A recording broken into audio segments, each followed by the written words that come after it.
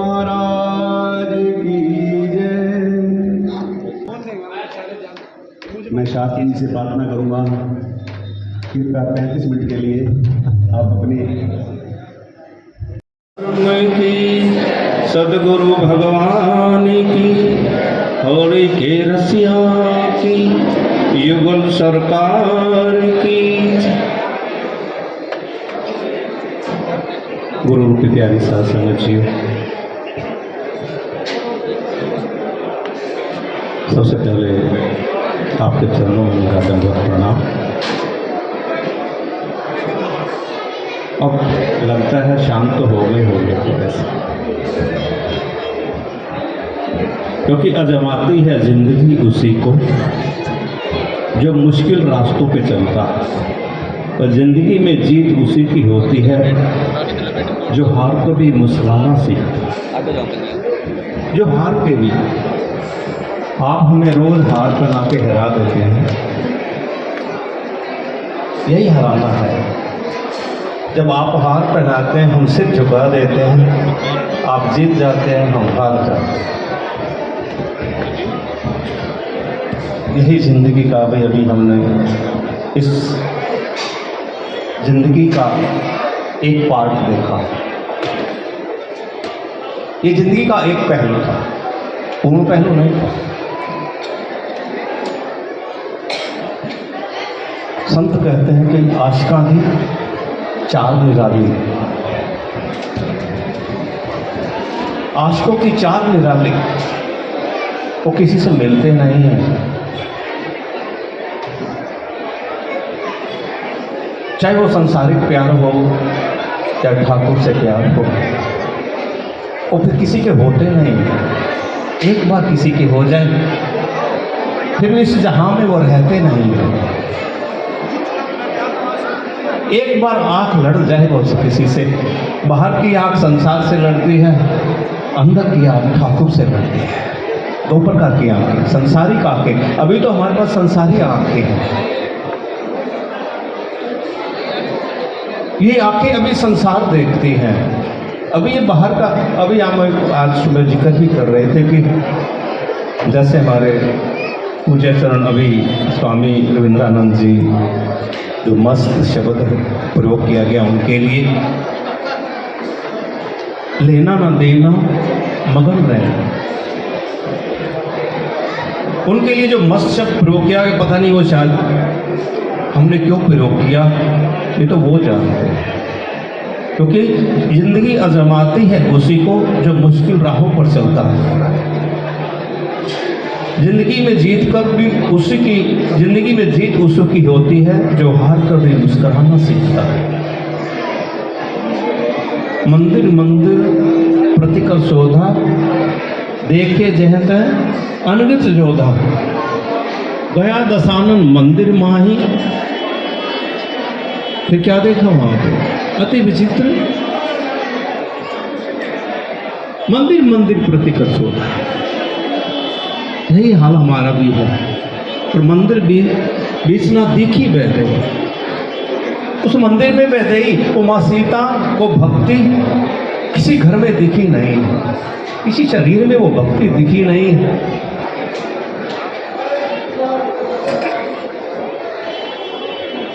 इसलिए मैंने कहा कि ये जिंदगी का एक पहलू है।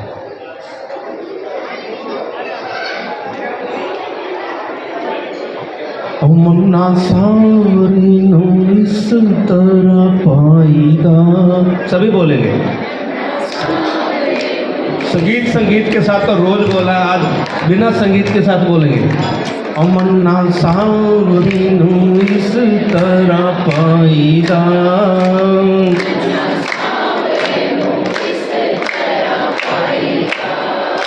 वो पहला अपना आप गवाईगा, पहला अपना आप गवाईगा। मन्ना सावरी नो इस तरह पाईगा, इस तरह पाईगा। फुल कहना मैनू माली ने तोड़िया, कहना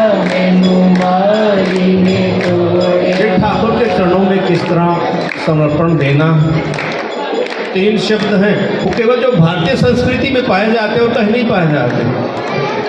एक अर्पण, एक तर्पण और एक समर्पण। केवल ये भारतीय संस्कृति के वर्ड हैं, ये और कहीं नहीं मिलेंगे आपको। किसी भी संस्कृति में ढूंढ कर देख लेना।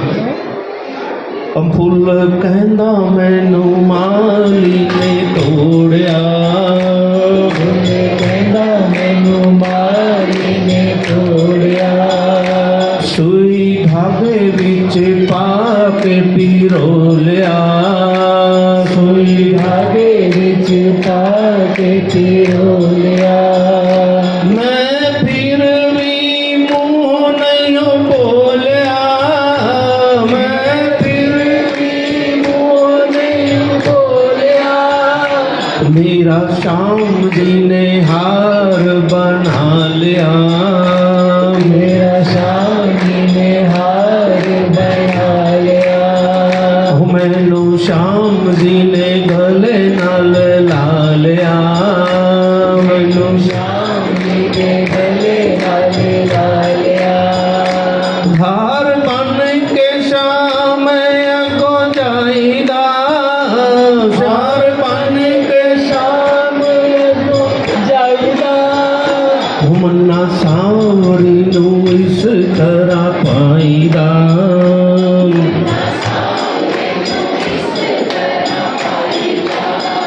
हो पहला अपना आप गवाईदा, पहला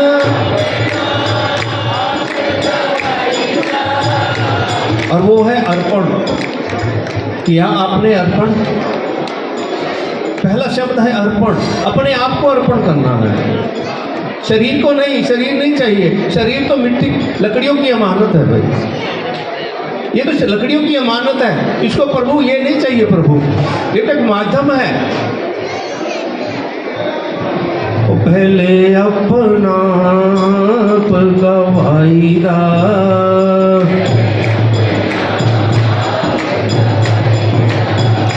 फुल कहंदा मैनू माली ने तोड़िया,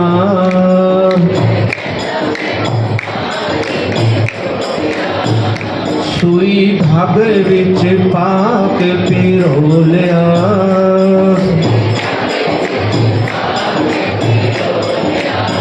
जब सुई निकली होगी फूल में से, क्या दर्द नहीं हुआ होगा?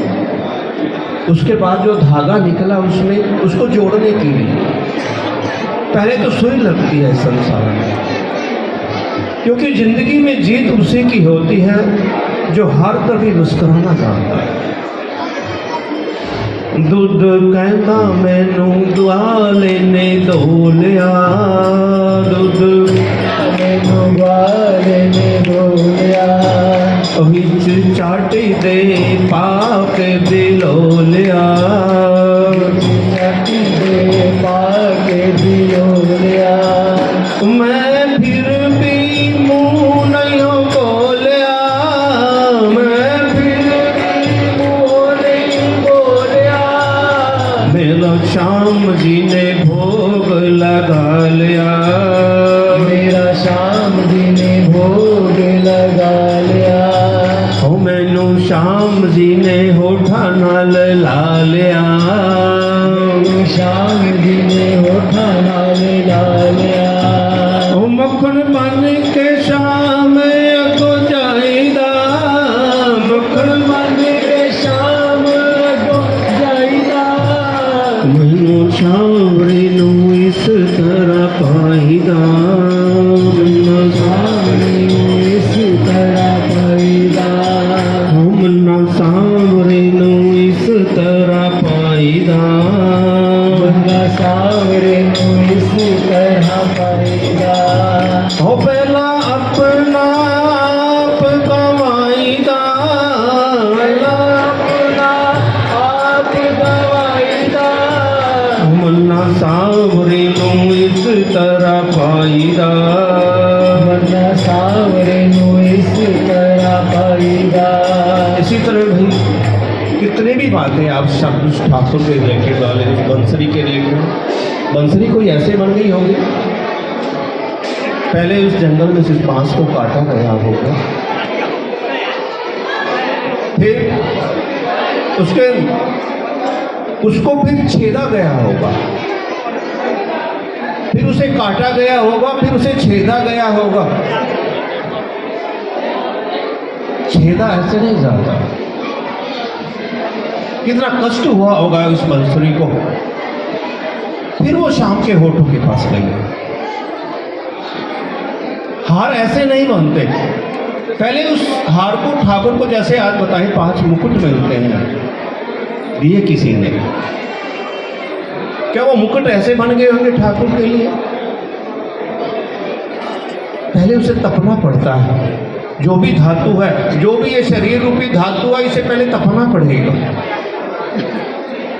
फिर मुकुट बनना पड़ेगा, फिर ठाकुर स्वीकार करेंगे। ठाकुर सीधा धातु को स्वीकार नहीं करते। सीधा सोने का बिस्कुट उसके सामने तुम रख दो, उसको नहीं चाहिए। क्या क्या जरूरत है?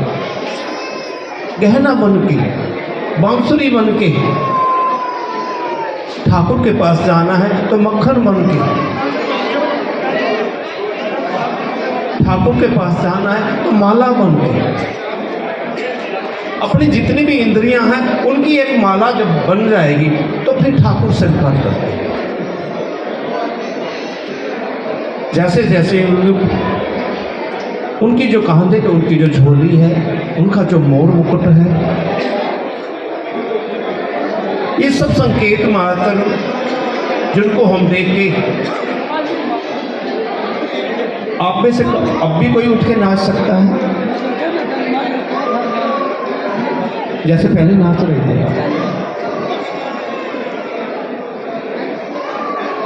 10 मिनट नाच के दिखाइए, बिना स्वाद साज के। अब कौन नाचेगा आप में से?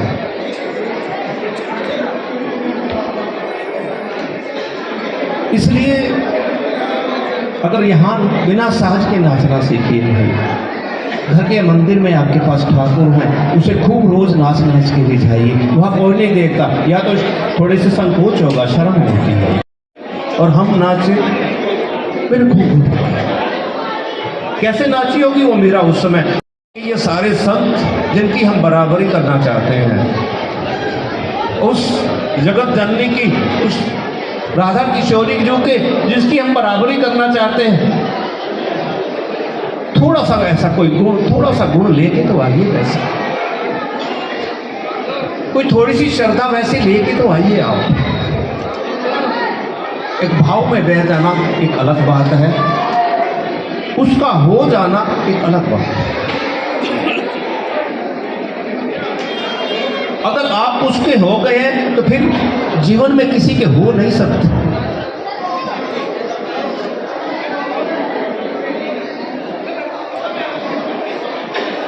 परशुराम ने, आप जानते हैं, अपनी मां का सिर क्यों काटा था? पिता की आज्ञा से। इतनी बड़ी साध्वी जन्मादन ऋषि की पत्नी, पिता के कहने पे बेटे ने अपनी मां का सिर काट दिया। ऐसा कोई कर सकता है? अब तो कलयुग में पैसे रुपए के लिए तो हम भी मां का सिर काट सकते हैं, पिता को घर से निकाल सकते हैं, मां का सिर काट सकते हैं, किसी का पर्स छीन सकते हैं, कोई भी कुछ कर सकते हैं वर्तमान में।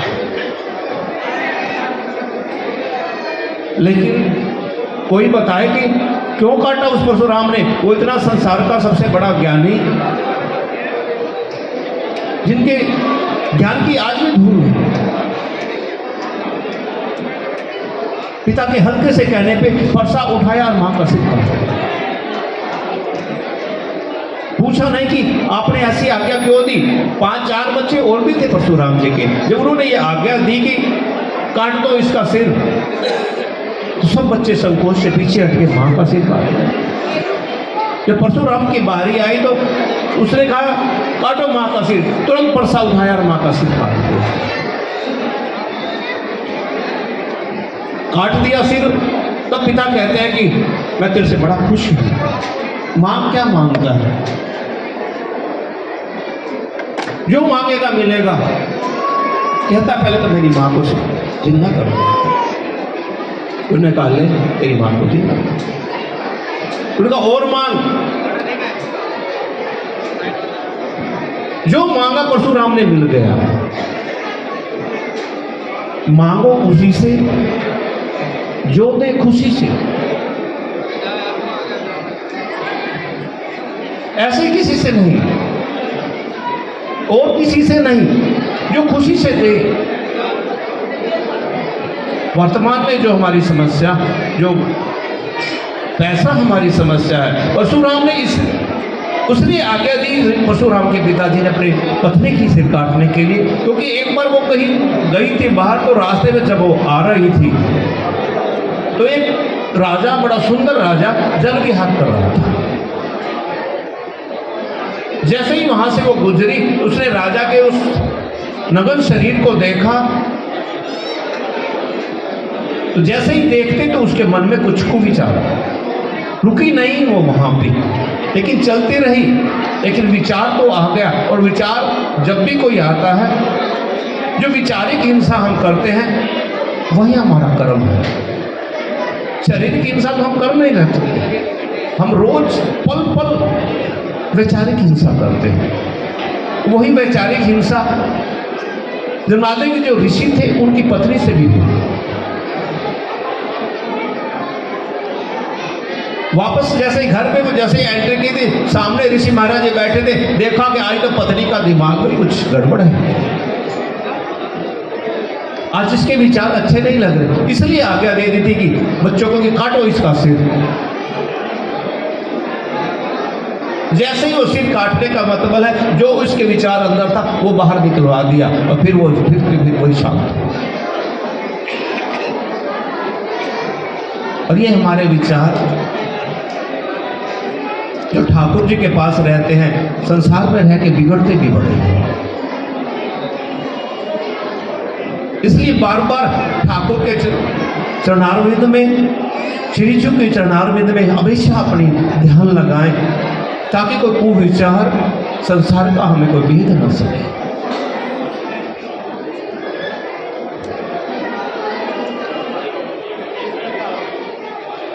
नाचते गाते खूब नाचिए, खूब गाइए, खूब मस्ती से झूमिए, लेकिन ठाकुर के लिए, उस ठाकुराई के लिए, उस जगत जननी के लिए।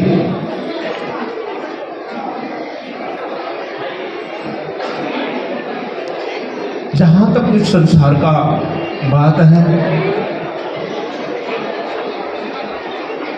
क्योंकि मेरी फरियाद का तुमने कोई गौर नहीं किया कि हमें बीती बातों को दोहराने की आदत हो गई है। हम बार बार जो प्रार्थना ये करना, क्योंकि तुमने मेरी बात का कोई गौर नहीं किया, हमें बीती बातों को दोहराने की आदत हो गई है। जब तुम नहीं सुनती तो हमें राधे राधे कहने की आदत हो गई। तो नहीं सुनेगी तो राधे राधे ही तो करेंगे, माँ माँ ही तो पुकारेंगे, बार बार तुझसे पुकारते हैं। और हमें श्री जी के चरणों में रहने की अब आदत हो गई। अगर इस तरह की विचारधारा हमारी बन जाए, धीरे धीरे अभ्यास से बन जाए, दूध कहना मैनू ग्वाले ने धो ले, बिच चाटी के दूध, जब वो दूध की दात्री, वो गौ माता जिसकी जय हम बोलते हैं, सीधा चाटी में नहीं जाता, पहले उसे एक परीक्षा देनी होती है, अग्नि परीक्षा देनी होती है उसे। पहले उसे आग पर चढ़ाया जाता है। पहले जैसे ही दूध निकाल के हम कोई दूध वाला हमें दूध वाला कोई दूध दे के जाता है, पहले उसको हम छलनी से छानते हैं। वांछनीय पदार्थ का भी दूध निकालने में आ जाते हैं तो छलनी से पहले वो छड़ना पड़ता है, शॉर्ट आउट की कमांड देनी पड़ती है। इसमें जो भी अवांछनीय पदार्थ है वो छलनी रूपी चीज हो, उसको बाहर निकालो। फिर उसे अगली परीक्षा के लिए जाना पड़ता है। अगली परीक्षा अग्नि परीक्षा होती है।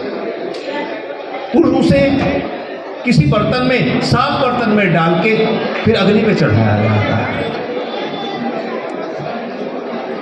और अकेला अग्नि पे चढ़ा के दूध को छोड़ नहीं दिया जाता। उसमें किसी चीज के द्वारा, किसी धातु के द्वारा उसे हिलाया जाता है कहीं दूर, और अग्नि का स्पर्श ऐसा है वो दोनों का कोई गहरा संबंध ना हो जाए, ये खराब ना हो जाए। ये संसार रूपी अग्नि पे हमें चढ़ाया गया है, इसलिए वो बर्तन नाम रूपी बर्तन में जो डाल के चढ़ाया गया, फिर उसमें माला रूपी इसको कड़छी क्या से मत बोलते हैं, पलटा या कड़छी जो भी है, वो उसमें डाल के वो चलाया जाता है कि दोनों का संबंध लग ना जाए और दूध खराब ना हो जाए, कहीं हम संसार में लग ना जाए। इसलिए माला हमें दी जाती है कि इस माला फेरिए कहीं आप संसार में लग ना जाए। अग्नि पे है, संसार अग्नि है, आप अग्नि के ऊपर बैठे हैं, कहीं इसका आपका संबंध लग ना जाए, इसलिए माला रूपी पलटा आपको दिया जाता है। इसको घुमाइए कहीं दूध लग ना जाए, इसलिए माला घुमाए। श्री जी, श्री राधे, श्री राधे, श्री राधे। जब माला सिमरण करते करते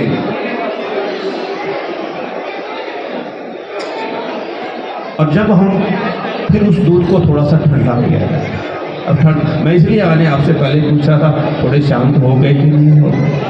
भट्टी पे तो आप पहले चढ़े ही थे, अग्नि परीक्षा पे तो आप खड़े ही थे, इसलिए मैंने पूछा कुछ शांत हुए कि नहीं हुए। अभी भी वो होरी के रसिया का गुबार अंदर है या नहीं है, इसलिए मैंने आपसे पहले पर यही बात कही थी, कुछ शांत हुए कि नहीं हुए। फिर जब दूध थोड़ा सा ठंडा हो जाता है, फिर उसे चाटी में डालने से पहले क्या किया जाता है, उसे फिर जामुन थोड़ा सा 1-2-4 बूंद जामुन की लगाया जाता है ताकि ये जम जाए। दूध का दही बनाने के लिए जामुन की आवश्यकता है। इस संसार से बाहर निकलने के लिए समाधि की, गुरु कृपा की आवश्यकता है। उस बिना गुरु कृपा के, वो गुरु कृपा रूपी जो आशीर्वाद है वो जामुन लगता है, जामुन। और जामुन लगता है, फिर रात को हम लिपट के जब हम बैठते हैं कपड़े में, ठंड ना लग जाए। सर्दियों में बड़ी रजाई या कुछ जहाँ दही जमाते हैं उसको, बर्तन को बड़ा लपेट के रखते हैं, जिसमें वो जामुन लगा के वो बर्तन रखते हैं दूध, ताकि अच्छे से ये जम जाए। जब गुरु रूपी आशीर्वाद, जब माला का फेरने के बाद गुरु रूपी आशीर्वाद वो जामुन जब उस दूध में लगाया जाता है, गर्म करके ठंडा करके, उस पराकाष्ठा पे दूध को बहुत देर तक उबाला, वो पलटा जब माला रूपी मल्टा चल जाता है, तब हमें लगता है दूध ठंडा हो गया, और फिर जामुन गुरु रूपी जो आशीर्वाद है वो जामुन रूप में लगता है। तो जामुन में जब लिपट के हम बैठेंगे, कहीं से कोई ठंड, कोई हवा का झोंका, कोई संसारी हवा का झोंका हमें लग ना जाए। अगर लग गया तो दूध दही जमेगी नहीं। फिर जब वो कपड़े हटा के देखते हैं सुबह, तो अगर दही जम जाए तो ठीक, नहीं तो फिर उसे फिर लपेट के रख देते हैं, थोड़ी देर में फिर जम जाए, शाम तक। और जो ज़्यादा देर तक रहता है तो दूध खट्टा भी हो जाता है, दही का टेस्ट नहीं आता। और जो जल्दी सही जम जाए तो उस दूध में खटास नहीं होती, और ज़्यादा समय लग जाए जमने में तो खटास भी हो जाती है, क्योंकि उसके भाव प्रतिदिन समय के साथ उसके भाव बदलते हैं। पता नहीं आशीर्वाद दिया है, काम होगा कि नहीं होगा, आशीर्वाद तो दे दिया, काम होगा कि नहीं, वो खटास मन में आ जाता है। और फिर उसे अगली परीक्षा पे चढ़ना पड़ता है। फिर बर्तन में डाल के फिर उसे मथा जाता है, उस दही को जो मथा जाता है, फिर उसे जो करंट से बड़ी तेजी से, सर्दियों में बड़ी तेजी से, और थोड़ी सी गर्मी हो तो गर्मियों में थोड़ा सा हल्के से,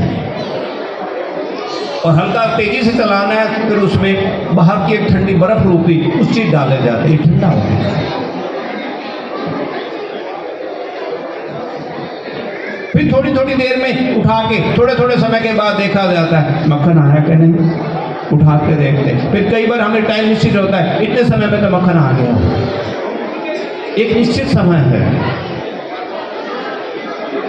जब मक्खन आ जाता है हमें ऊपर, और मक्खन का भी रस नीचे नहीं बैठता, जब भी मक्खन आएगा ऊपर आता है।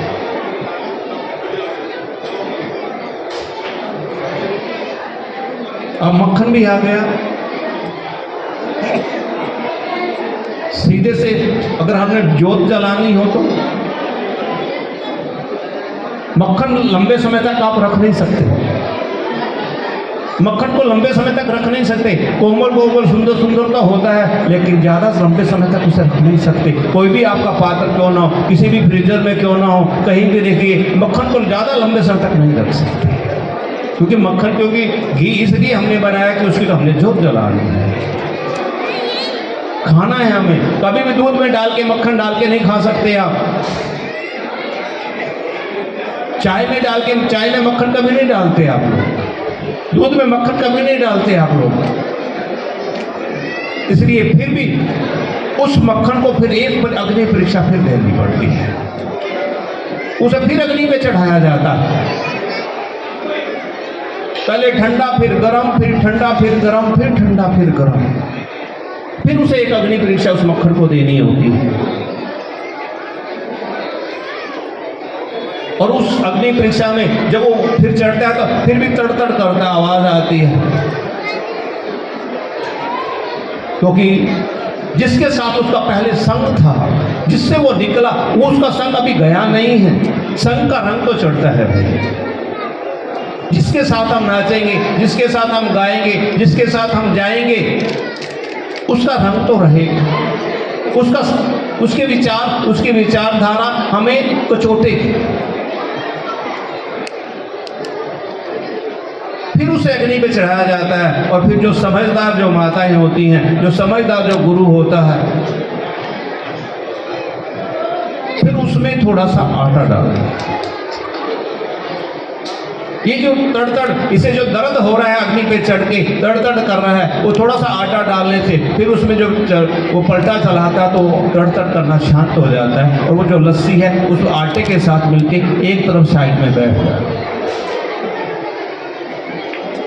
जब पहले दूध निकाला था फिर भी उसे छाना गया था, अब घी बन के सामने आया है तो फिर भी उसे छाना गया, फिर उसमें शॉर्ट आउट की जा, जो कमियां वहां रह गई थी, कुछ कमियां वहां निकाली गई, कुछ साधना के द्वारा निकाली गई। और घी बनने के बाद भी कमियां, मक्खन बनने के बाद भी कमियों से बहुत सारी कमियां रहती हैं। समाधिस्थ होने के बाद भी बहुत सारी कमियां हमें रहती हैं, कभी भी फिसल सकते हैं। समाधिस्थ होने के बाद भी आप फिसल सकते हैं, इसलिए फिर अग्नि पे चढ़ाया जाता है उसे। अब तो मैं मक्खन बन गया, अब कोई मुझे रोक थोड़ा सकता है। अब तो मैं इतनी साधना कर ली, अब तो मैं जैसे ही, अब तो मैं ये हो गया, अब मैं आशीर्वाद दे सकता हूँ, अब मैं ये कर सकता हूँ। नहीं भाई, जोत अभी जली नहीं है। प्रक्रिया जोत जलाने तक होती है, ये सारी प्रक्रिया उस जोत जलाने की है।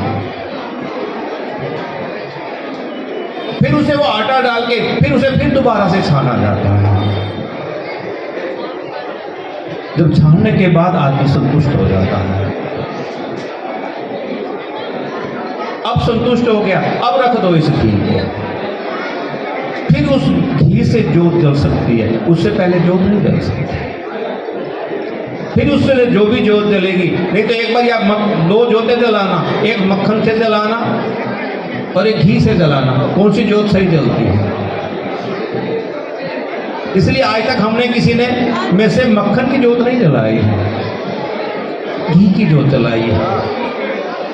और जब भी जोत जली है उसका प्रकाश अपने आप ऊपर उठा है।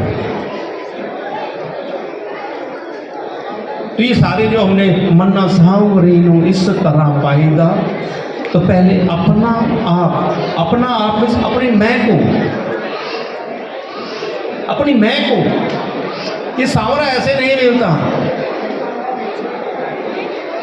हम सुबह ही बात कर रहे थे कि एक बार एक संत गंगा किनारे बैठे थे,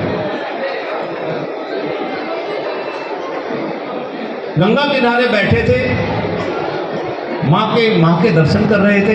और इस साथ में एक बहुत शराबी भी खूब पी के वो भी साथ थोड़ी दूर उनके साथ साथ गए। अब संत मस्ती से माँ को निहार रहे हैं, उसकी कलकल करके उस पानी को निहार रहे हैं। इतने में वो शराबी उठ के आया कि महाराज बैठे हो, कहता हाँ बेटा बैठा हूँ। क्या कर रहे हैं? बैठा हूँ माँ के चरणों में हारे। कुछ और भी दिखता है आपको? कहता क्या? नहीं दिखा? नहीं। दूसरे संत का हाथ पकड़ा, चल मैं दिखाता हूँ आपको, चलो मैं दिखाता हूँ आपको। वो कोई होता तो उसे 2 मारता। तेरी इतनी हिम्मत, तूने मेरा हाथ पकड़ लिया? तो शराबी तो कबाबी, वो पता नहीं क्या क्या बोल के उससे हम झगड़ पड़ते उस किनारे पे। लेकिन संत ने कुछ नहीं बोला। उसने कहा चल कहाँ लेके चलता है? वो उसे गंगा के दूसरे किनारे लेके गया, जाके एक मंदिर के सामने खड़ा कर दिया। कहता है कि महाराज कुछ दिखता है? जैसे हम मंदिर के किनारे बैठे हैं, ठाकुर हमारे सामने बैठे हैं, हम भी मंदिर के सामने बैठे। वो कहता है कुछ दिखता है? यही प्रश्न मैं आपसे करूं, कुछ दिखता है? बताइए क्या दिखता है आपको?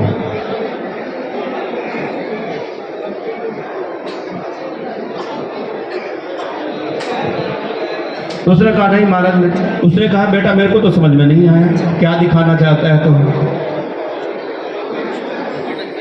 उसने कहा ये सीढ़ियों में भी पत्थर लगा है, ये भी पत्थर की है, दोनों पत्थरों में फर्क नजर आया? तो शराबी कहता है संत को, कुछ समझ में आई? इस पत्थर और उस पत्थर में, दोनों संगमरमर के पत्थर हैं, इस पत्थर उस पत्थर में समझ में आई? अब संत की जिज्ञासा बढ़ती चली गई और वो हर बात को मना करता चला गया, मुझे नहीं पता, आप बताओ।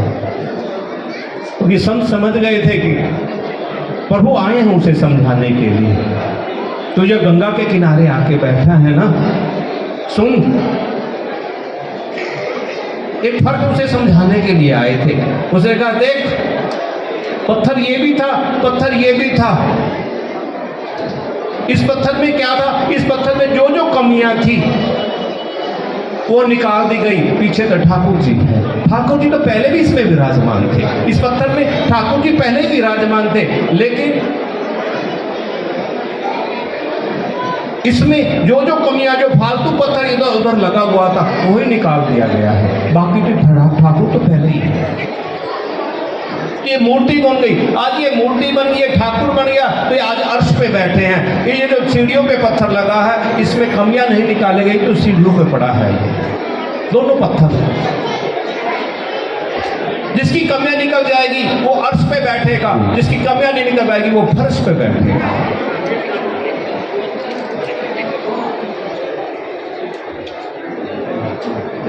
जो अपनी कमियां निकाल लेगा वो मंदिर में आ जाएगा, तो जो कमियां नहीं निकाल पाएगा तो गली में घूमता रहता है।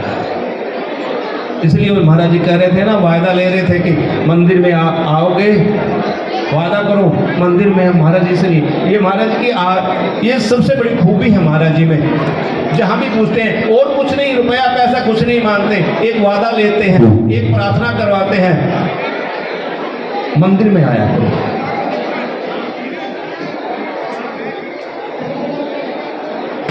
तो भी हमारे लिए सब दिन से यही प्रार्थना रहती है, बच्चों सहित मंदिर में आए। जो संस्कार आपको मिला है वो बच्चों को भी मिल जाए। कुछ दे तो बच्चों के हाथ से दिलाया करो, बच्चों को भी देने की आदत पड़ जाए, बच्चों को भी ऐसे ऐसे करने की आदत पड़ जाए, ऐसे करने की आदत ना पड़ जाए। बच्चों को संग लेके आए। आपको अपने माता पिता ने संस्कार दिया तो आप इस विधा को आगे बढ़ाइए और प्रभु चरणों में आके बच्चों संग मिल के नाचिए, अकेले अकेले नहीं। जैसे आपको मस्ती है, बच्चों को भी उस मस्ती का आनंद करने दीजिए, लेने दीजिए। समय की मर्यादा थी और वो मर्यादा अब पूरी हुई है, तो मैं अपनी वाणी पर ही विराम। त्रिदिवसीय परोपकारी सभा सनातन धर्म मंदिर की सभा के द्वारा ये जो शिविर लगाया गया था, जिसमें हमारी थोड़ी सी जो बैटरी लो हो गई थी उसको चार्ज करने के लिए साधु संतों को बुला के अलग अलग विचार दिलवा के अलग अलग पहलुओं से हमें समझाया गया। साल बीतते देर नहीं लगती, तो इसलिए ये बैटरी इतनी चार्ज हमारी इस परोपकारी सभा ने करवा दी है, 1 साल तो चली जाए। अगले साल फिर ये बार बार जो इस तरह के आयोजन जो करवाए जाते हैं गुरु महाराज की कृपा से, बस यही कि बैटरी जब भी डाउन होने लगे इस तरह का एक प्रोग्राम फिर बनवा दो। तो मैं अब वाणी को यही विश्राम। वो सजिंदा कल्याणा महाराज की, सनातन धर्म की, होली के रसिया की।